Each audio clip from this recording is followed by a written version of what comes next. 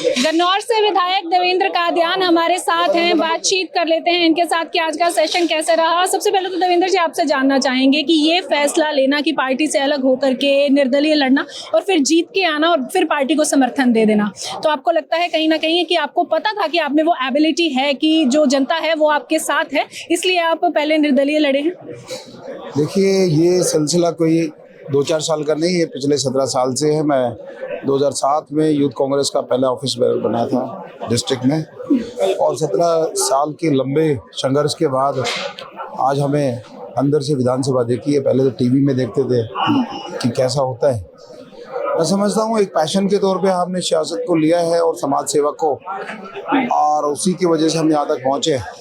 और जहाँ तक इंडिपेंडेंट लड़ने की बात है, वो परिस्थितियों के ऊपर डिपेंड था। हमने फैसला लिया और बाद में सरकार के साथ इसलिए गए क्योंकि फुल मेजोरिटी से सरकार ऑलरेडी बन रही थी।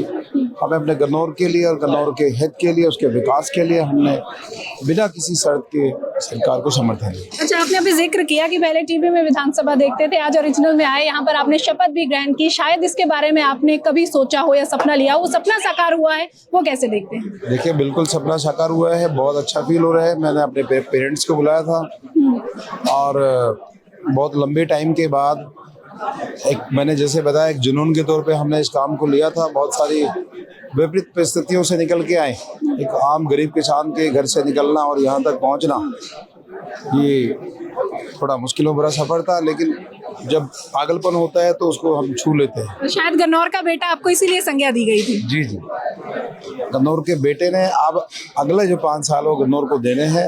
अब अगला मेरा पैशन केवल गन्नौर को बदलने का है। अच्छा देवेंद्र जी, आपसे ये भी जानना चाहेंगे, जैसे कांग्रेस का भी एक तरफ आप हिस्सा पहले जो है वो रहे हैं, उस कांग्रेस में और आज की कांग्रेस में कभी कोई बदलाव देखने को मिला है? क्योंकि जिस तरह देखा गया कि स्पीकर और डिप्टी स्पीकर के लिए किसी का नाम नहीं आगे हुआ, अभी तक नेता प्रतिपक्ष जो है वो कांग्रेस नहीं चुन पाई है।